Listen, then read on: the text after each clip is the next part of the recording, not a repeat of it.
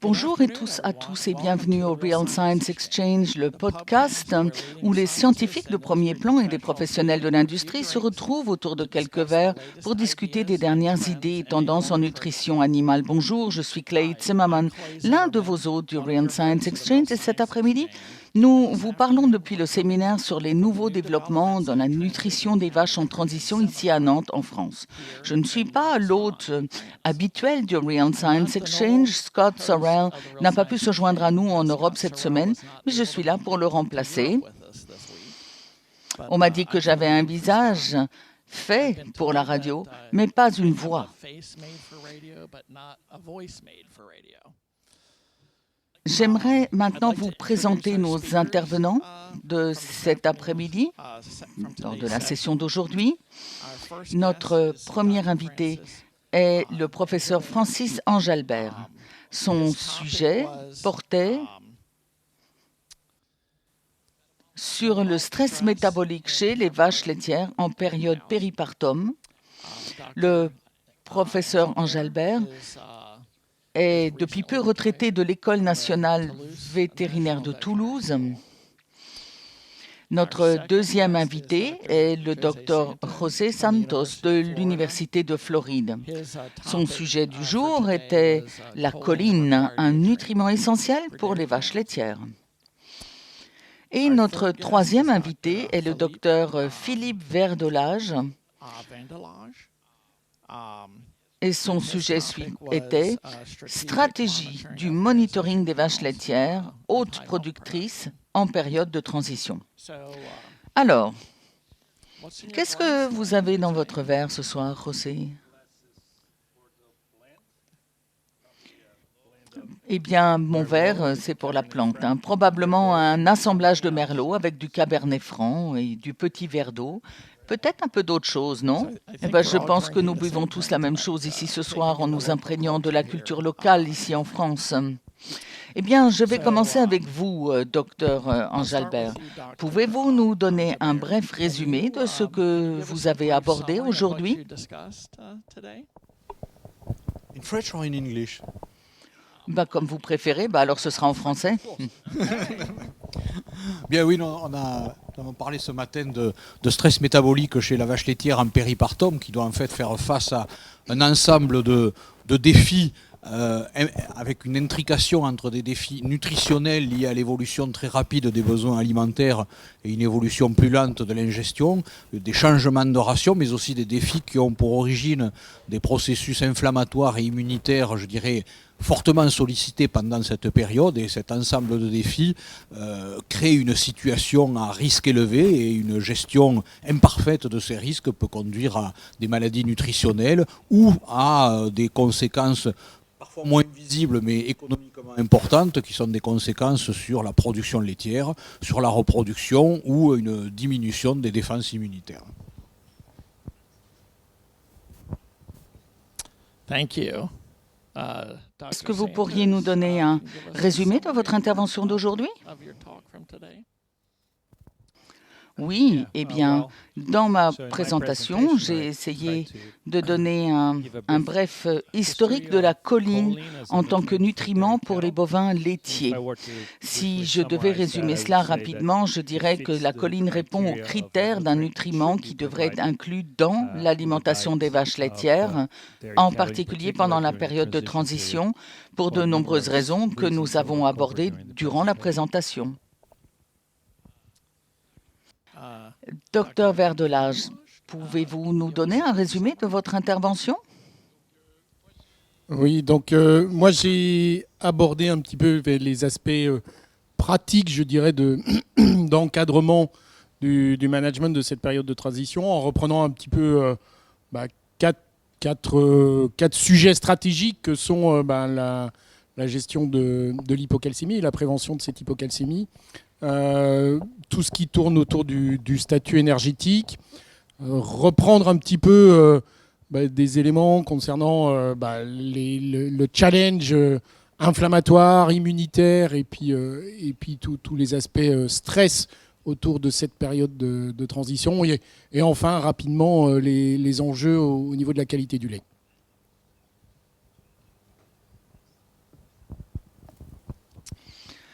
Et puis ma présentation était « Tous les produits ruminaux protégés ne se valent pas ». Donc, pour faire un bref résumé de cela, j'ai discuté de certaines des différences basiques qui existent parmi les encapsulés pour ruminants et quelles sont les 4 caractéristiques d'un bon encapsulé pour ruminants. Et la première étant la stabilité dans le rumen, la deuxième, la disponibilité intestinale ou la biodisponibilité. La troisième, c'est la stabilité dans la ration et la ration mélangée. Et enfin, la quatrième était de montrer une réponse biologique à ce produit chez la vache. Alors maintenant, nous aimerions ouvrir la séance aux questions de la part de l'audience et nous allons commencer par notre première question.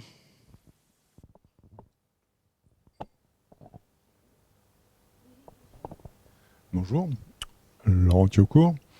Donc j'aurais une question plutôt pour nos interlocuteurs académiques. On a évoqué une certaine communauté d'action entre la choline et la méthionine en tant que donneur de méthyle.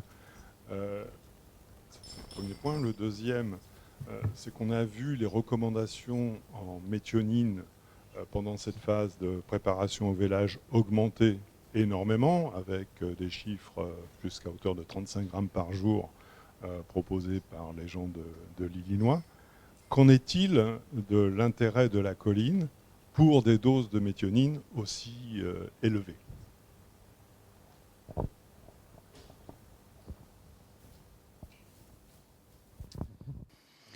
Eh bien, je serai aussi transparent que possible.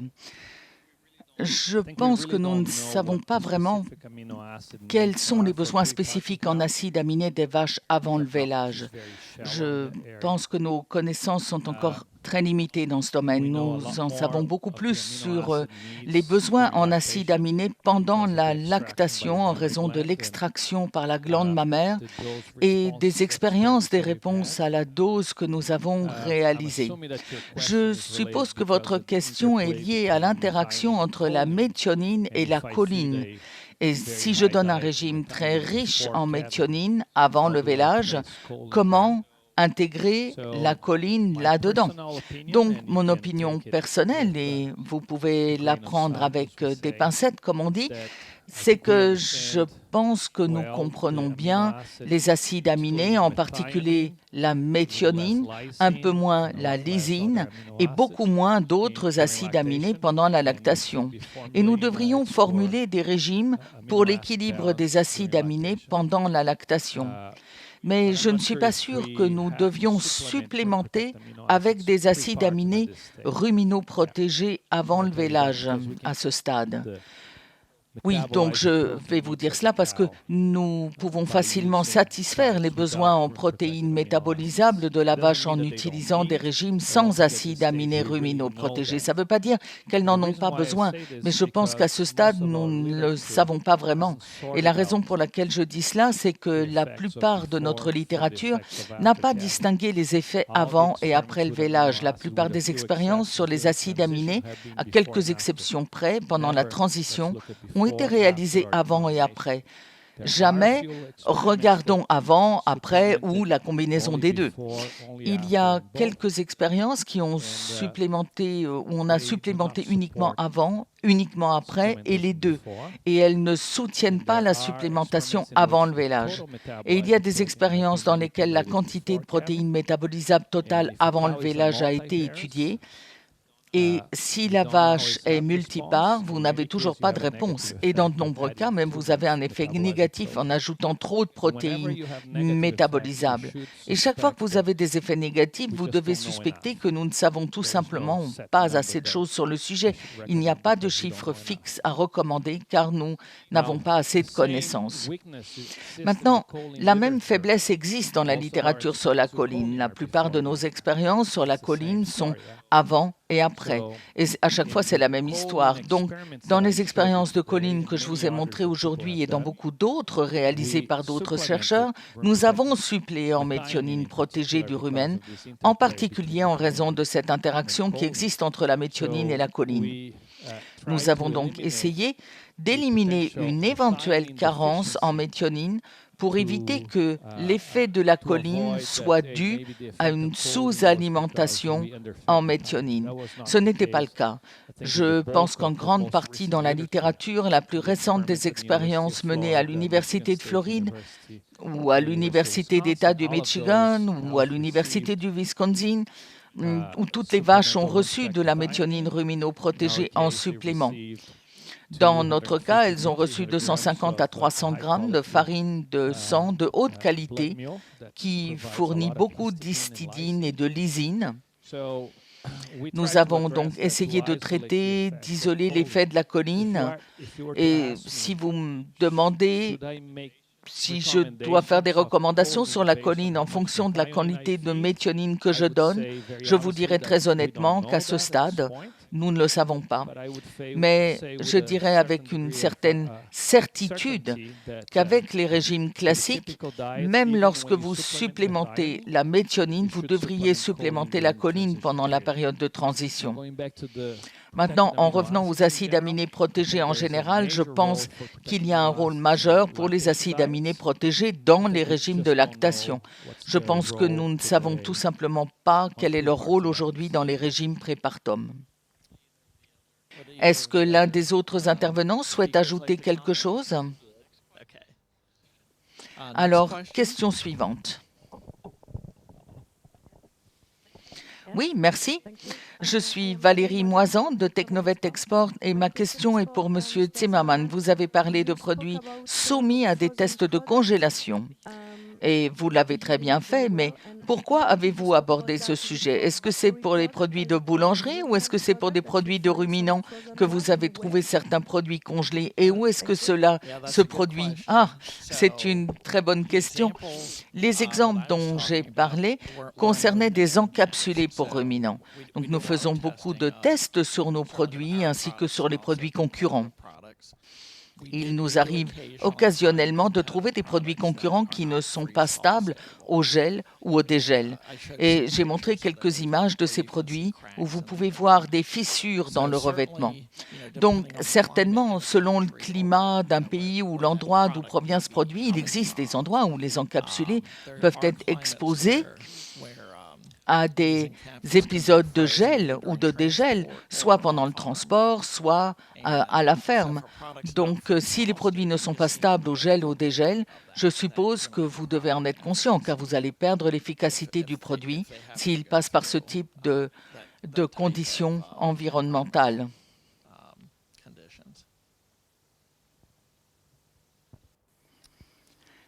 La question suivante.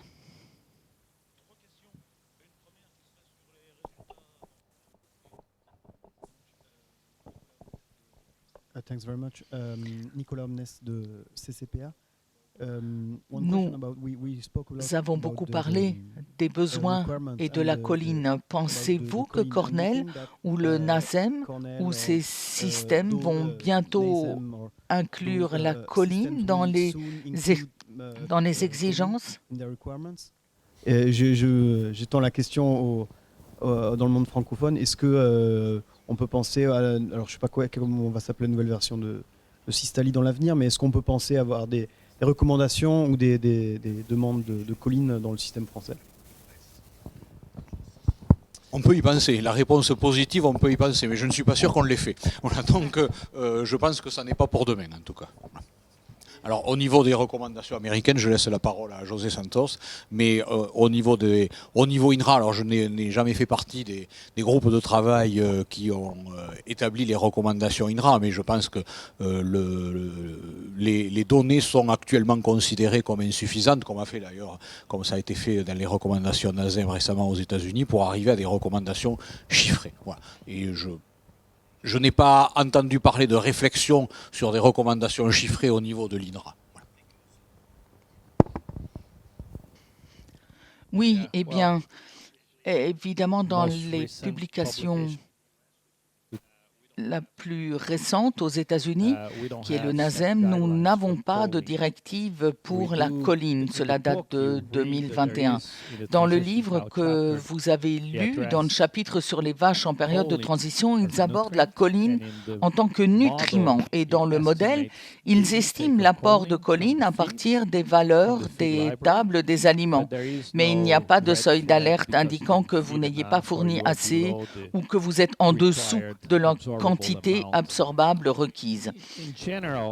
En général, je dirais que tous ces modèles, je peux parler pour le NASEM, sont basés sur les meilleures informations disponibles. D'accord? Donc, les universitaires, en général, nous sommes typiquement prudents. Nous voulons avoir des données solides pour faire une recommandation. Et parfois, nous ne sommes pas assez prudents. Il y a certains nutriments pour lesquels les données sont très faibles pour établir des directives et néanmoins nous établissons des directives. Un bon exemple, c'est la vitamine D. Si vous lisez la littérature de manière critique et que le NRC recommande une quantité précise, c'est-à-dire 30 000 unités internationales basées sur le poids corporel moyen de la vache, vous aurez du mal à trouver d'où vient cette valeur. C'est la meilleure directive qui existe, mais la choline est un nutriment nouveau à mettre entre guillemets. Donc cela prendra un peu de temps avant qu'il ne soit inclus dans les directives.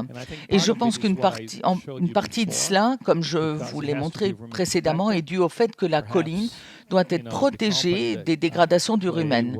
Peut-être que, vous savez, l'entreprise pour laquelle Clay travaille, Balchem, leurs produits diffèrent des autres produits. Cela crée une incertitude quant à la quantité de choline réellement apportée dans l'intestin grêle et cela pose un problème concernant la véritable recommandation car la plupart de notre littérature est basée sur des données empiriques. Et ce que je veux dire par empirique, c'est que nous nourrissons et nous mesurons les réponses, mais nous ne savons pas la quantité exacte absorbée à cet endroit. Donc, jusqu'à ce que nous changions ce paradigme ou acceptions que nous allons laisser de côté les valeurs empiriques, ça prendra du temps avant que les lignes directrices spécifiques apparaissent dans la littérature, je dirais. Et donc, il y a une chose que j'aimerais ajouter à cela, sans rapport avec les besoins ou quoi que ce soit, mais nous avons fait beaucoup de travail ces dernières années dans notre secteur des monogastriques en étudiant les niveaux de choline dans les matières premières courantes pour la volaille et les porcs. Le maïs, la farine de soja et d'autres ingrédients couramment utilisés dans les régimes des monogastriques.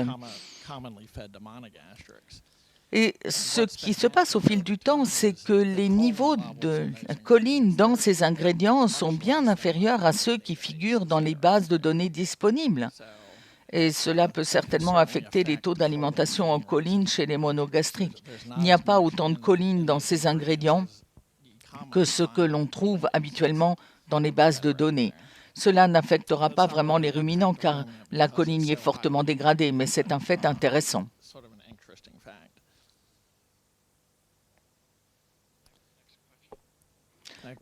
Prochaine question.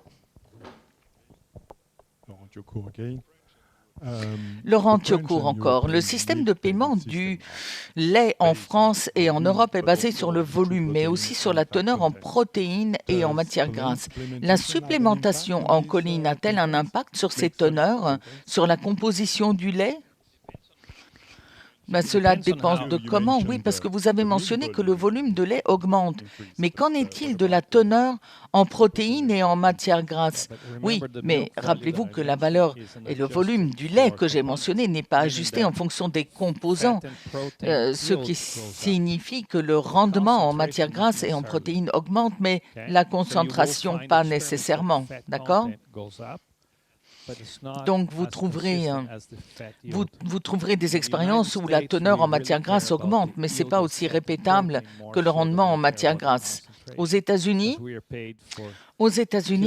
nous nous soucions plus du rendement en matière grasse et en protéines que de la concentration, car nous sommes payés en fonction des kilogrammes de matière grasse, des kilogrammes de protéines et des kilogrammes de lait dégraissé en fonction du marché où vous vous trouvez. Donc, nous mettons beaucoup plus l'accent sur le nombre de kilos ou de livres de matières grasses et de protéines que nous produisons par jour que sur la teneur en matière grasse du lait, qu'il y ait 4%, 4,5 ou 5% de matière grasse. Ainsi, moi, en tant que producteur, je préfère produire 1,5 kg de matière grasse par jour avec X kilogrammes de lait plutôt que de produire 1,3 kg de matière grasse par jour avec 6% de matière grasse dans le lait. C'est la raison pour laquelle j'ai mentionné l'Europe et la France, car le paiement du lait est basé sur le contenu, le pourcentage de matière grasse, le pourcentage de protéines véritables, ce qui impacte le prix du volume du lait. Et ensuite, vous multipliez par le volume. D'accord, je ne comprends pas exactement comment fonctionne votre prix, ce qui est payé. Aux États-Unis, nous avons certains bonus jusqu'à un seuil particulier. Mais une fois que vous êtes au-dessus de ce seuil, tout est basé sur la masse du produit que vous fournissez. Mais oui, il y a une différence de politique. À la fin de la journée, j'achète un produit et je veux acheter un produit plus de kilogrammes de produits. Oui, donc essentiellement, ce que nous voyons, c'est que lorsque nous suppléons en choline et que cela augmente le rendement en lait, nous ne diluons pas les pourcentages de protéines ou de matière grasse dans le lait. Ainsi, cela vous donne un rendement plus élevé pour les deux. Et j'ajouterais que si on prend les résultats expérimentaux qui sont publiés, on a toujours les deux données, c'est-à-dire la quantité de lait, les taux et la quantité totale de protéines et de matières grasses. Donc avec ça, on peut s'en sortir avec les différents systèmes de paiement.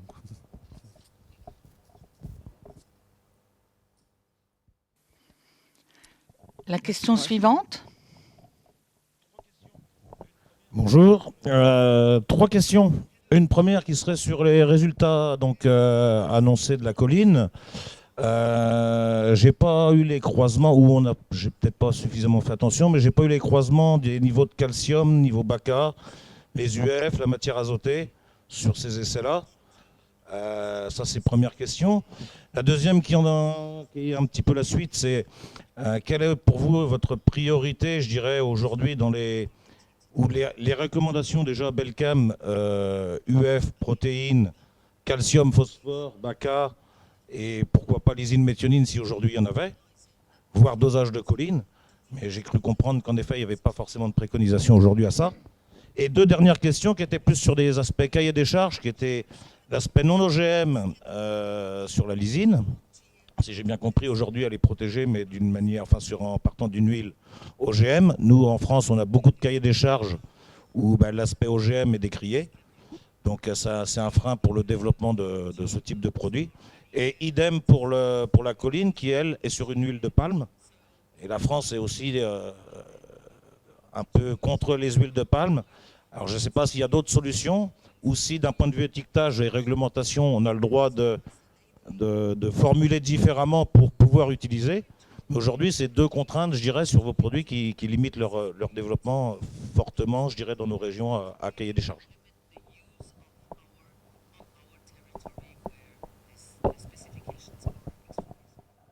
Oui, eh bien, ça fait un certain nombre de questions à traiter. Le Reassure XC est le produit que nous vendons en Europe. Il est produit dans notre usine d'encapsulation en Italie et c'est un produit non OGM qui est fabriqué là-bas. En ce qui concerne les recommandations, notre recommandation standard est celle que nous avons utilisée dans les essais de recherche que nous avons montrés. C'est 30 grammes par vache par jour et nous le recommandons 21 jours avant le vêlage et 21 jours après le vêlage. Évidemment, il y a des gens qui le donnent pendant des périodes plus courtes ou plus longues. Mais je dirais que au cours des 15 à 20 dernières années, la plupart de nos essais de recherche, vous savez que nous avons mis l'accent sur la supplémentation pendant la période de transition, soit 21 jours avant et 21 jours après le vêlage. En ce qui concerne les recommandations pour d'autres nutriments, comme vous l'avez entendu de la part des autres intervenants ce matin, beaucoup des diapositives sur la BACA que vous avez vues ce matin provenaient en fait du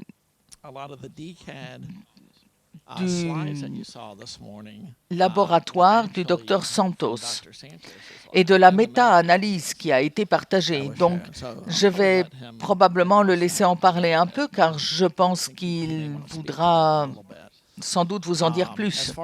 En ce qui concerne les recommandations d'acides aminés, je ne connais pas vraiment les recommandations pour le modèle INRA, pour être tout à fait honnête.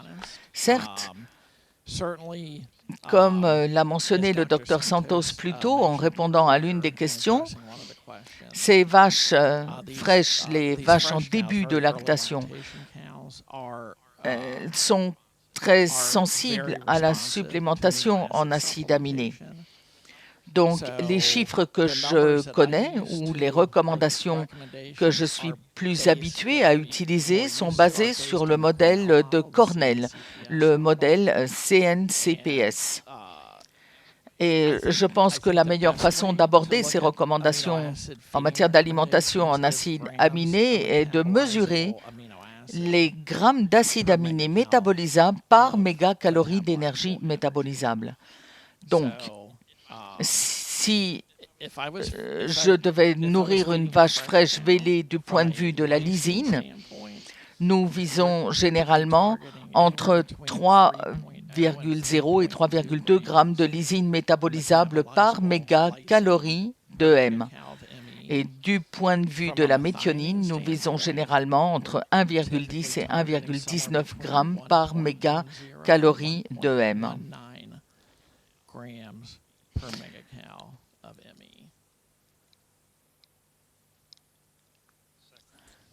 Alors, ma réponse de deuxième année. Donc, je pense que les réponses à la choline, en dehors de ce que je vous ai montré, ne dépendent pas vraiment de beaucoup d'autres choses. Donc définitivement, ce n'est pas du niveau de calcium dans l'alimentation, si j'ai bien compris votre commentaire. Mais peut-être parliez-vous de la prévention de l'hypocalcémie, c'est bien cela? Donc évidemment, si la limitation à la ferme est l'hypocalcémie, les bienfaits de toutes les autres stratégies seront quelque peu limités, car vous aurez un autre problème à gérer à ce moment-là. La stratégie la plus courante aujourd'hui aux États-Unis pour prévenir l'hypocalcémie, c'est celle qui a été abordée aujourd'hui, à savoir l'équilibre entre les minéraux dans la ration prépartum en formulant ce que nous appelons des régimes acidogènes qui induisent une acidose métabolique, mais il existe d'autres stratégies. Les deux stratégies les plus courantes aujourd'hui sont soit d'équilibrer ce que nous appelons la différence entre cation et anion alimentaire, les BACA, ou utiliser des éolytes pour séquestrer le phosphore, mais pas nécessairement le calcium. Donc ça, ce sont les stratégies les plus courantes. De loin, la BACA est la stratégie la plus courante. Dans les meilleures fermes, elle n'est utilisée que pour les élevages multipares. Et on sépare les vaches qui sont les primipares, elles ne reçoivent pas de régime acidogène, on contrôle seulement le potassium dans l'alimentation. Nos fermes sont grandes, la plupart des bons producteurs sélectionnent des ingrédients pauvres en potassium pour les vaches prépartum. Ainsi, l'alimentation prépartum typique aura une grande proportion de maïs d'ensilage qui est généralement faible en potassium. Et puis, il y aura aussi du foin ou du foin haché sélectionné en fonction du contenu en potassium. Donc, l'idée générale est de limiter l'apport en potassium et en phosphore, ces deux concepts étant la base de la prévention de l'hypocalcémie. En plus de cela, en fonction de la stratégie utilisée, on peut ajouter des sels acidogènes. Aux États-Unis, il existe des produits conçus à cet effet que vous pouvez acheter auprès des différentes entreprises ou vous pouvez utiliser des sels tels que le chlorure de magnésium, le chlorure de calcium, chlorure d'aluminium. La chose la plus importante est de ne pas induire une acidose sévère. Il y a des entreprises qui vous diront d'avoir une BACA très faible, un pH urinaire très bas, mais ça c'est dommageable pour la vache. C'est génial pour l'entreprise qui vend le produit, mais c'est très mauvais pour les vaches des producteurs. L'acidose métabolique n'est utilisée que pour contrôler l'équilibre minéral. À notre connaissance, il n'y a pas d'autres effets positifs majeurs, mais il y a de nombreux effets négatifs. Donc, lorsque vous faites cela, vous augmentez tout le flux de calcium dans le corps et probablement le mécanisme le plus important est que la vache va excréter du calcium dans l'urine. Cela n'est pas souvent abordé dans la physiologie des régimes acidogènes. Mais lorsque vous passez d'un régime traditionnel qui n'a pas de chlorure très élevé, voire de soufre, une vache prépartum ne perd que 200 à 500 mg de calcium dans l'urine par jour. Lorsque vous donnez un régime acidogène qui provoque une acidose métabolique compensée, cette vache va excréter maintenant dans l'urine environ 10 à 15 grammes. Et cela est un avantage majeur pour la vache, car une fois qu'elle a fait cela, elle doit augmenter le mécanisme qui permet de ramener le calcium dans le sang. Elle augmente donc l'absorption du calcium et parce que vous avez induit l'acidose, il y a une réponse immédiate de la part des os pour tamponner ce qui libère du calcium. Et il y a une réponse différée qui consiste à ramener le calcium par l'action des macrophages dans les os. Ainsi, le calcium sanguin va augmenter, tout le flux de calcium augmente et il n'est pas nécessaire d'ajouter plus de calcium dans l'alimentation à cause de cela. C'est un autre concept erroné d'ailleurs que l'on présente aux gens sur le terrain. Comme si vous deviez nourrir la vache avec 120, 150, 200 grammes de calcium. Chaque fois que vous donnez un régime acidogène, l'absorption intestinale du calcium augmente de 10 à 15 points de pourcentage. Donc, sur le même régime que vous donnez, elle absorbe plus. Ainsi, si vous donnez un régime avec une concentration modérée de calcium, 0,6-0,7%, elle est toujours en équilibre positif en calcium. Nous avons mesuré cela dans 4 ou 5 expériences et on a toujours eu les mêmes résultats. Donc oui, ça c'est une stratégie. Il en existe une deuxième qui consiste à ne pas recourir au régime acidogène parce qu'il nécessite une gestion. Vous devez mesurer le pH urinaire, analyser les aliments, vous ne devez pas utiliser le NIR, cela doit être basé sur l'absorption atomique, soit sur l'analyse ICP des minéraux. Mais certaines personnes ne peuvent pas gérer cela. Alors ce qu'elles font, c'est qu'elles utilisent des éolytes. Et à notre connaissance actuelle, les éolytes lient beaucoup de choses, comme cela a été montré. Mais elles lient principalement, du moins les produits les plus récents, des silicates d'aluminium qui se lient au phosphore. Et cela empêche l'absorption du phosphore et ça provoque une légère hypophosphatémie avant le vélage.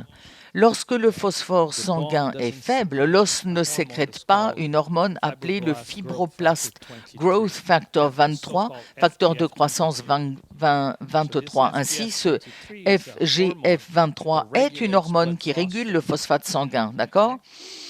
Donc, si vous avez un taux élevé de phosphore sanguin, l'os va sécréter du FGF23. Et si vous avez un faible taux de phosphore sanguin, l'os va en sécréter moins. Ce qui fait que le FGF23, c'est d'augmenter l'excrétion rénale du phosphate et de supprimer l'absorption du phosphate dans le tract gastro-intestinal. Et la façon dont il fait cela, l'un des mécanismes, c'est en supprimant une enzyme exprimée dans les reins qui active la dernière étape de la vitamine D. Donc, lorsque vous avez un FGF23 élevé, vous supprimez la synthèse de la vitamine D3 active et cela réduit l'absorption du phosphate. Et non seulement cela réduit l'absorption du phosphate, mais aussi l'absorption du calcium. Donc lorsque vous nourrissez une vache prépartum avec un régime riche en phosphore, vous la prédisposez à l'hypocalcémie par ce mécanisme. Lorsque vous nourrissez des éolytes et un faible phosphore, vous réduisez la chance d'avoir une forme active de la vitamine D3 faible et ainsi le métabolisme du calcium calcium est amélioré. Il existe donc ces deux stratégies pour la prévention par l'alimentation. Et ensuite, vous pouvez évidemment donner du calcium aux vaches, faire autre chose après le vélage. Mais voilà les deux stratégies. Donc aux États-Unis, je dirais que la plupart des fermes utilisent l'une ou l'autre de ces stratégies. Cela fait toujours partie du programme Prépartum. Mais la personne ne donnerait des acides aminés sans prévenir l'hypocalcémie. Personne ne donnerait de la choline sans prévenir l'hypocalcémie. Vous vous rendez dans n'importe quelle ferme de la même manière qu'ils vaccinent chaque vache, tout le monde prévient l'hypocalcémie. Et ça fait simplement partie de l'alimentation des vaches. Et dans toutes les fermes qui voudront survivre au cours des 5 prochaines années, eh bien, elles appliqueront cette stratégie pour pouvoir la prévenir. Oui, je suis parfaitement d'accord avec tout ce qui a été dit. Effectivement, la question des risques liés à des apports de phosphore élevés, elle est bien connue, je dirais, scientifiquement. À ma connaissance, en France, elle n'est pratiquement pas prise en compte dans les élevages, c'est-à-dire que il n'y a pas de préconisation de terrain. Il y a des préconisations de terrain sur le BACA, le DCAD, ou des préconisations de terrain sur les apports en calcium, en potassium. Mais sur le phosphore, les préconisations scientifiques sont, à ma connaissance, pratiquement ignorées sur le terrain. Oui, tout à fait. Donc on a souvent des rations qui, sur le papier, sont excédentaires en phosphore. C'est tout à fait vrai.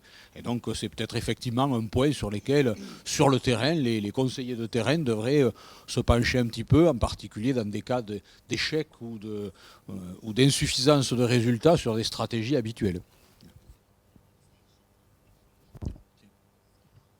Ouais, non, mais enfin, je partage complètement et enfin pour traîner quand même un peu mes bottes de temps en temps en élevage, c'est vrai que c'est quelque chose qu'on aborde peu en France. Cet aspect excès de phosphore en préparation vélage, il n'y a pas de stratégie, à mon avis, qui existe sur le terrain aujourd'hui. Oui. À part qu'on écrit qu'il faut éviter les excès, c'est tout ce qu'on dit, quoi. Alors, juste pour être très précis, dans nos régimes prépartum, nous ne nourrissons jamais, enfin je ne devrais pas dire jamais, disons que nous restreignons fortement les sous-produits riches en phosphore comme le colza, les drèches de distillerie, les céréales. Nous choisissons donc des ingrédients faibles en phosphore, donc typiquement, un régime prépartum est conçu pour avoir un contenu en phosphore inférieur à 0,3%. Et si nous utilisons des régimes acidogènes et si nous utilisons l'équation traditionnelle sodium, potassium, moins chlorure plus soufre, nous ciblons généralement le DCAD ou ce que vous appelez le BACA, je pense, à environ moins 80 à moins 120 milli-équivalents par kilogramme de matière sèche dans l'aliment. Nous voulons que le pH urinaire soit d'environ 6,2, 6,5. Certaines vaches auront des valeurs plus élevées, d'autres plus basses. C'est une variabilité biologique normale. Nous ne voulons pas que les vaches aient un pH urinaire très bas. D'accord ?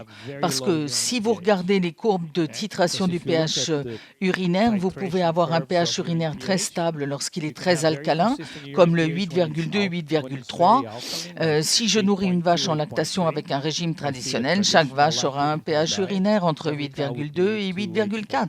Si je donne un excès de sel acidogène, alors vous obtenez des vaches qui sont très constantes, mais elles auront un pH urinaire entre 5,0 et 5,2. Cela est très mauvais pour les vaches. Ça supprime la libération d'insuline, induit plus de lipolyse, entraîne plus de résistance à l'insuline dans les tissus.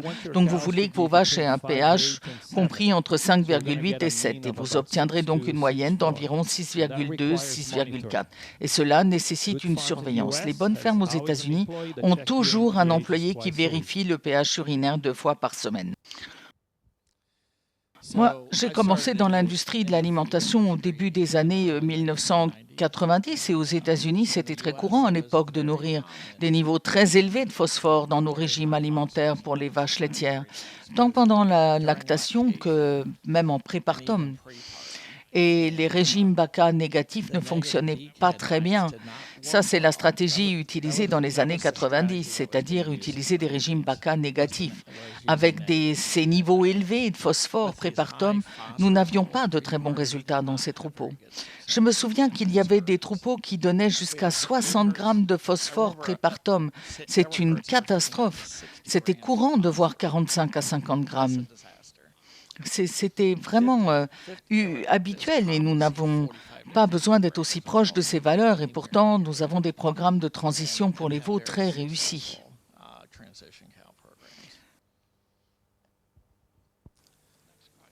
Prochaine question.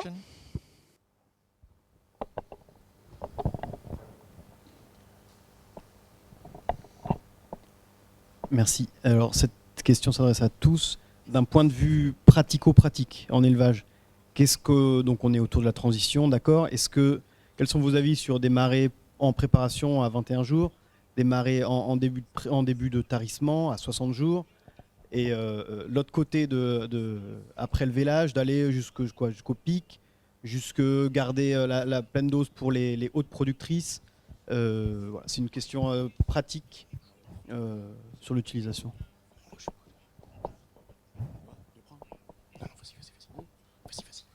Ah bon, ben, oui, bon, je pense que là, il y a beaucoup de stratégies possibles.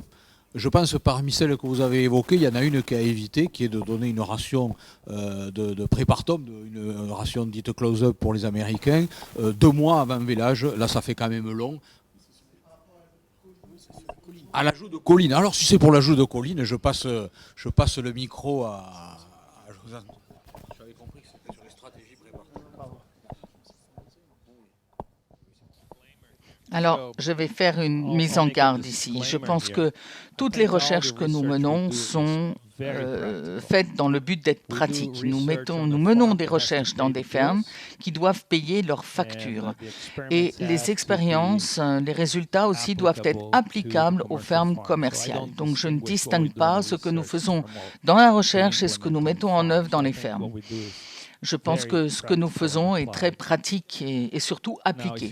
Maintenant, si vous parlez de la choline en particulier, si c'est la question, je pense qu'à ce jour, selon les connaissances dont nous disposons, en nous basant sur la dose typique que nous utilisons, eh bien, c'est d'environ 13 grammes d'ion choline, soit environ 18 à 18,5 grammes de chlorure de choline sous forme rumino-protégée, que l'on donne à partir du 250e jour de gestation jusqu'à 3 semaines après le vélage. Ça, c'est la recommandation, c'est ce que nous faisons sur place.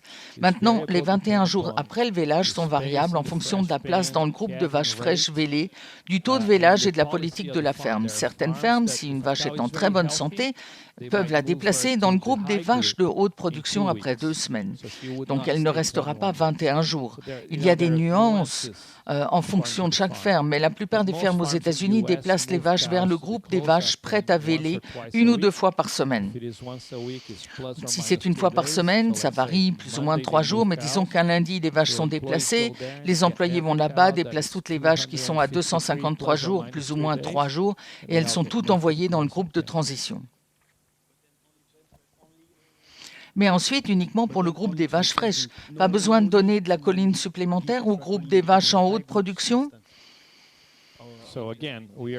Alors, encore une fois, ces 3 semaines avant le vélage sont théoriques.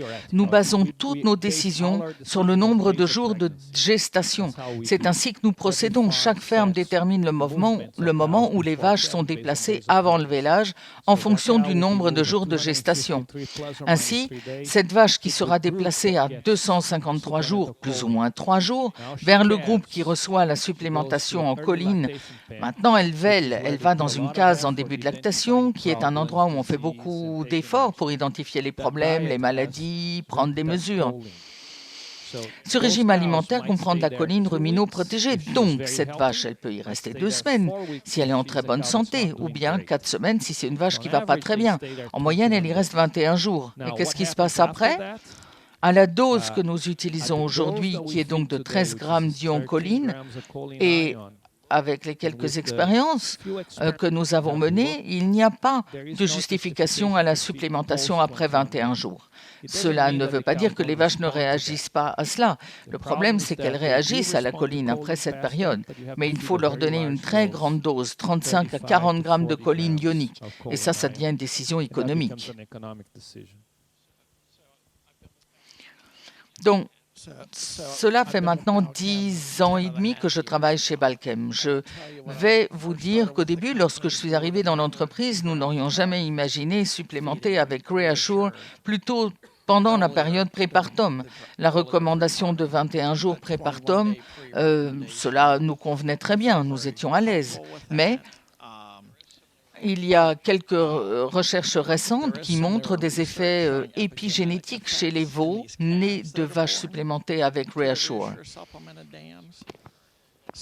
Alors nous menons actuellement des recherches pour voir si une supplémentation pendant toute la période sèche améliore les bénéfices pour les veaux. Nous étudions donc la supplémentation pendant toute la période sèche. Et je suis sûr que nous allons continuer à examiner la supplémentation plus longtemps après le vélage pour rebondir sur ce que le Dr Santos vient de dire.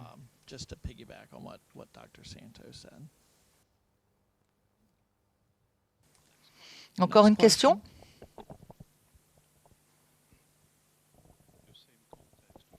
Oui, dans le même contexte de la durée de l'administration de la choline, vous avez mentionné environ 21 jours avant le vélage ou éventuellement pendant l'ensemble de la phase tarie. En Europe, en particulièrement en France, il n'existe pas de groupe postpartum. Recommanderiez-vous toujours d'utiliser la choline uniquement avant le vélage? Est-ce que cela vaut la peine ou faut-il l'utiliser avant et après? Je crois que je vais vous laisser répondre à cela. Il y a certainement des avantages à administrer uniquement avant le vélage. Il n'y a qu'une seule étude publiée qui examine cela. Cette étude a en fait été menée il y a plusieurs années lorsque le Dr Santos était à l'Université de Californie, Davis. Et il y avait des avantages à administrer uniquement avant le vélage dans cette étude. Mais c'était une étude atypique dans la base de données à ce moment-là, parce que c'était la seule étude où la supplémentation n'était réalisée qu'avant le vélage. De plus, elle n'a été administrée qu'à des animaux nullipares. Et c'est la seule étude qui a été faite de cette manière. Il y avait des avantages à supplémenter uniquement avant le vélage, même chez des animaux nullipares dans cette étude. Nous venons de compléter une étude avec un des collègues du Dr Santos à l'Université de Floride, en supplémentant les vaches pendant toute la période de tarissement sans supplémentation postpartum. Et cela a également été testé pendant une période de stress thermique. Ainsi, pendant la phase prépartum, pendant le tarissement, les vaches qui n'avaient pas reçu de choline supplémentaire, mais uniquement de l'ombre pour se protéger de la chaleur. Il faut bien comprendre que le stress thermique est très élevé pendant les mois d'été à l'Université de Floride. Elles n'ont pas répondu à la supplémentation en Reassure, du moins en ce qui concerne le rendement laitier. Nous collectons encore beaucoup de données à partir de cette étude et il pourrait y avoir d'autres avantages qui n'ont pas encore été vraiment observés dans les données. Il est donc essentiel de protéger vos vaches taries du stress thermique. C'est un point très important et vous l'avez mentionné aussi lors de votre présentation. Les effets du stress thermique sur les vaches taries sont considérables. Mais dans cette étude particulière, en ce qui concerne les effets du refroidissement par évaporation sur les vaches taries, il y a eu une perte de rendement laitier d'environ 6,5 kg si elles n'étaient pas refroidies pendant le tarissement, peu importe si elles avaient été supplémentées en Reassure XC ou non. Par contre, les vaches taries qui ont bénéficié d'un système de refroidissement par évaporation pendant le tarissement, elles ont montré une réponse à la choline de 1,9 kg de lait corrigé à l'énergie. Donc, oui, si elles avaient été supplémentées en choline. Oui, et c'était Et cela a bien été un des effets d'une supplémentation prépartum. Et donc, je dirais que même si vous n'avez pas de groupe de vaches fraîches VD, si vous trouvez un moyen d'apporter de la choline à ces vaches, même si c'est seulement pendant quelques jours après le vélage, cela sera bénéfique. Vous savez, si vous avez un moyen d'en ajouter en complément ou d'une autre manière de l'administrer à ces vaches juste après le vélage, ce serait avantageux.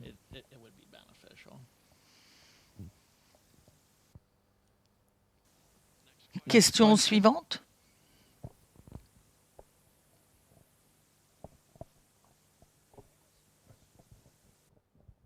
Peut-être, je vais poser moi une question, et c'est peut-être une question qui sera intéressante pour tout le monde ici. Lorsque j'ai commencé ma carrière scientifique vétérinaire, enfin, si je pense aux États-Unis par exemple, c'était il y a longtemps.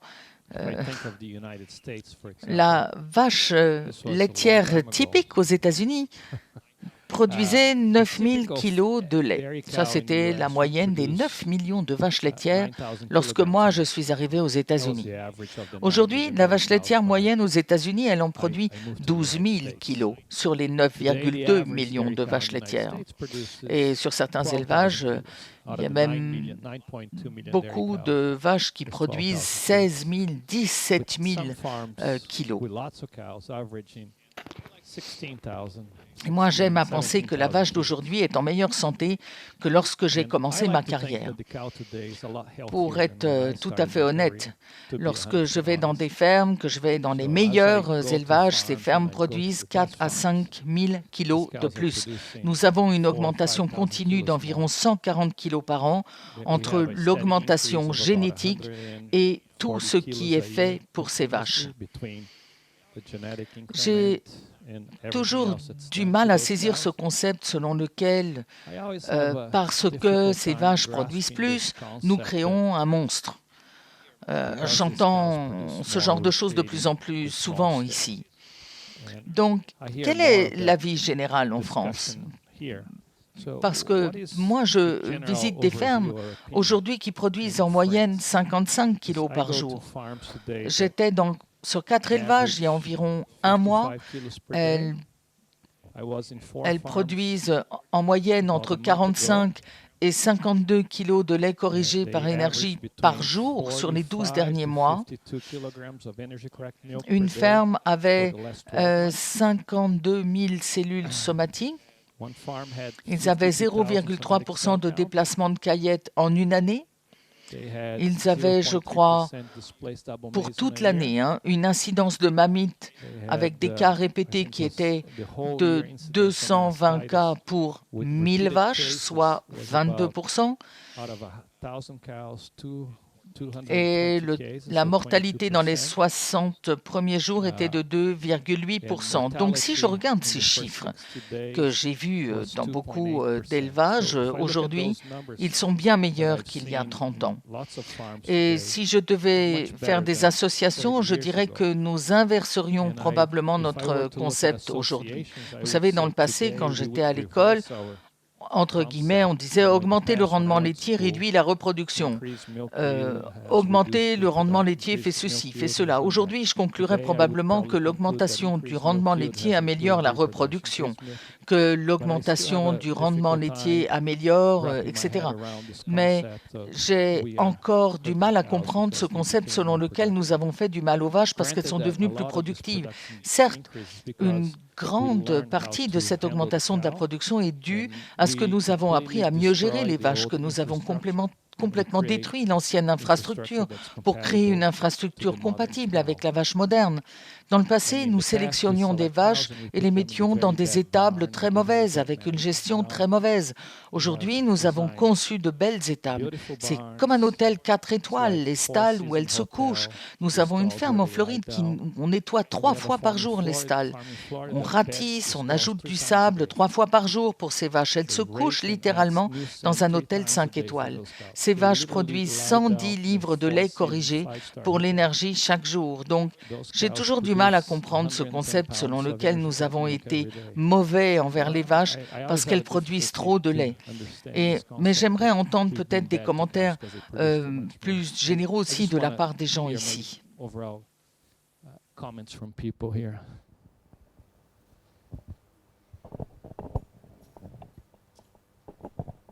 Je vais répondre en français parce que ça va être quand même plus facile. La production laitière française ou européenne est basée sur un historique de tradition, sur un historique de politique sociale également. Donc la vitesse avec laquelle l'élevage laitier français évolue est relativement freinée par ces traditions, alors que dans d'autres régions, que ce soit les États-Unis ou les pays émergents en production laitière, le raisonnement économique est à la base de tout. Aux États-Unis, si vous n'êtes pas productif, vous êtes mort et demain, vous n'existez plus. Ici, la politique sociale va maintenir un certain nombre d'élevages, malheureusement ou heureusement, je ne sais pas, mais ça a un impact sur le niveau de production. Mais ceci étant dit, vous allez trouver en France ou ailleurs en Europe des élevages excessivement performants et tout aussi performants que ceux que vous venez de citer.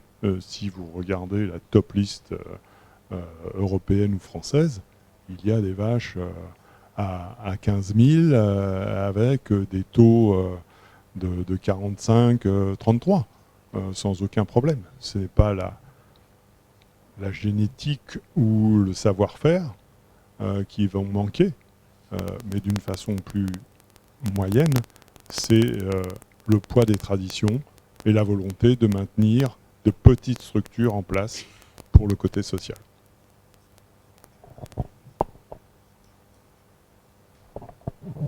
Oui, ma question était justement combien de lactations font en moyenne les vaches chez vous avant d'être réformées?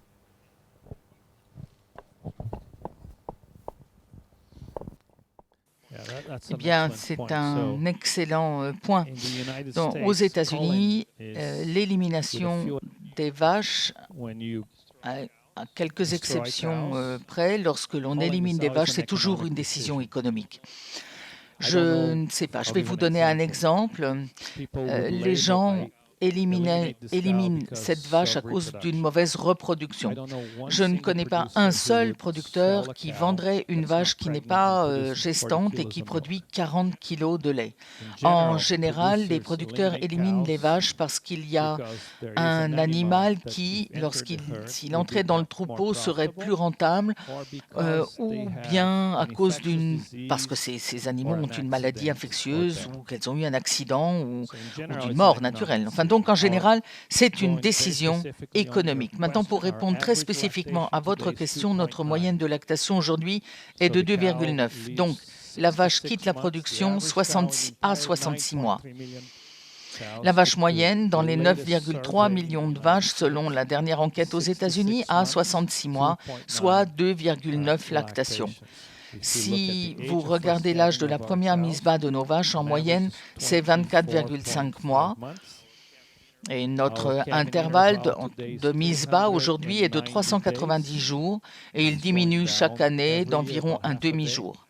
Donc si on fait des calculs, nos vaches font environ 2,9 lactations.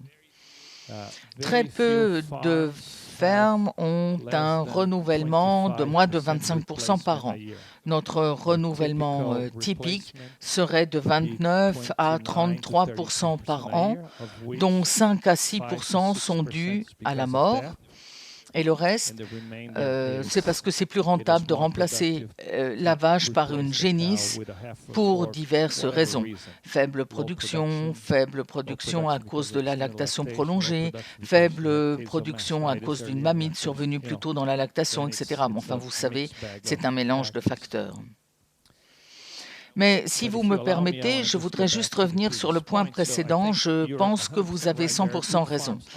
Il y a de bonnes fermes partout dans le monde. C'est incontestable et je pense que nous, en tant que techniciens, nous rendons un mauvais service à l'industrie dans la manière dont nous interprétons ces informations. Et je pense que nous devons penser différemment. Si le problème de la vache moderne en France, aux États-Unis, au Canada ou dans n'importe quel pays sélectionné, c'est qu'elle ne peut pas performer. Et si ce n'est pas parce que nous avons développé de la génétique défectueuse ou que la physiologie est mauvaise, c'est parce que nous n'avons pas conçu l'environnement approprié pour cette vache. Et nous devons être plus ouverts et dire aux gens que la raison pour laquelle nous avons tous ces problèmes, qui sont réels, que la morbidité est élevée, ce n'est pas une blague, c'est parce que nous ne faisons pas les bonnes choses pour le type de vache que nous avons conçu. Mais nous utilisons la solution facile en disant que cette vache est presque en train de s'autodétruire, ce qui n'est pas ce que la biologie nous enseigne. Et je pense que nous devons transmettre ce message aux producteurs, aux jeunes techniciens, comme aux jeunes vétérinaires, les jeunes nutritionnistes aussi, afin qu'ils ne sortent pas de l'école avec cette mentalité, parce que cela ne me semble pas juste. Oui, je pense qu'une des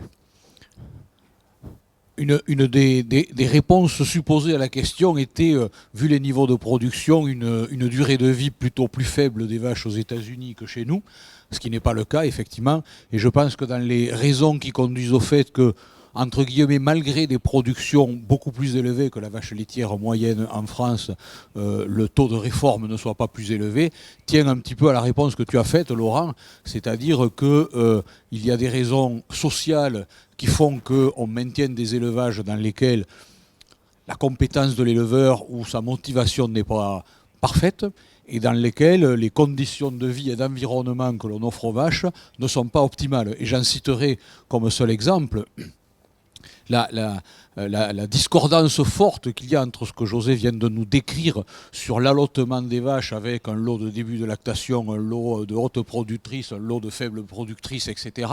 Dans la majorité des élevages en France, vous avez un seul lot de vaches en lactation.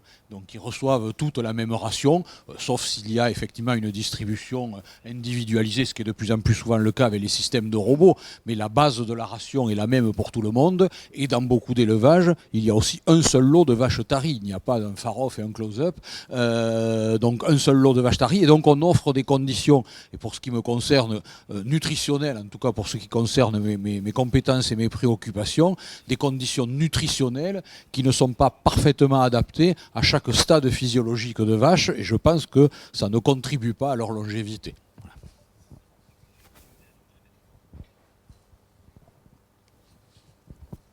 Ouais, je pense qu'il y a aussi, je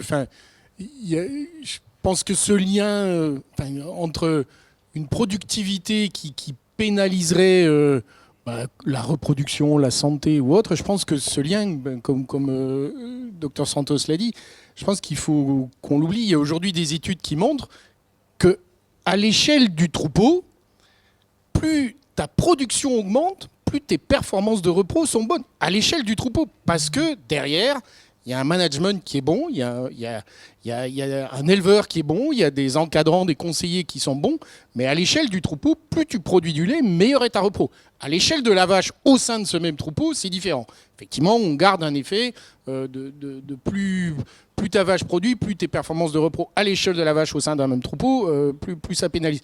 Mais je crois il y avait une étude de Leblanc qui montrait que par 50 litres de lait produit, tu gagnais quelques pourcentages en taux de réussite, quoi. Donc, il y a pas cette opposition entre productivité et performance, repro, santé ou autre, quoi.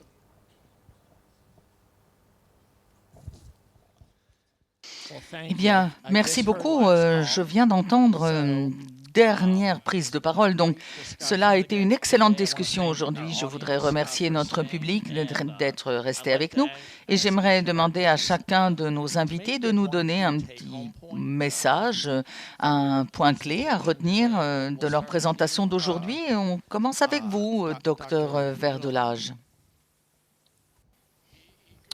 Non, enfin, ça rejoint peut-être ce que je viens de dire. Je pense que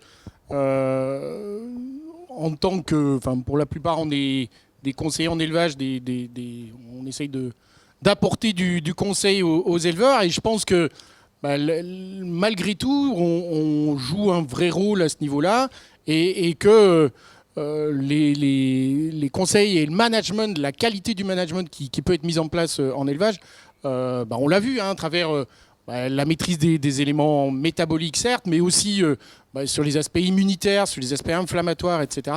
Et je pense qu'on a encore, au regard de ce qui peut être présenté comme résultat outre-Atlantique, une vraie marge de progrès dans nos élevages ici, de ce côté-ci de l'Atlantique. Ouais. Oui, mais moi, si j'avais à donner un point clé par rapport au thème d'aujourd'hui des vaches en période de transition, c'est que ce sont des animaux très adaptables, mais qu'on peut atteindre des limites et qu'il y a tellement d'interrelations entre les troubles nutritionnels, les troubles sanitaires, les défenses immunitaires, etc., qu'il y a beaucoup de points d'entrée pour arriver dans des problèmes et que donc la maîtrise est difficile, effectivement, et qu'il est très facile de rentrer dans un cercle de problèmes et que c'est à nouveau ici la surveillance par l'éleveur ou par ses conseillers et la gestion des vaches au sens large, de l'alimentation, mais aussi le contrôle des stress, etc., qui vont être des points clés pour la réussite de cette période.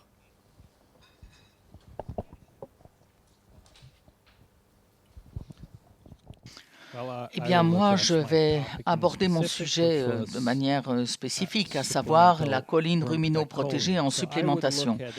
Donc, je considérerais cela comme un autre nutriment important pour affiner les régimes alimentaires des vaches laitières en transition. Ça, ce serait mon message à retenir.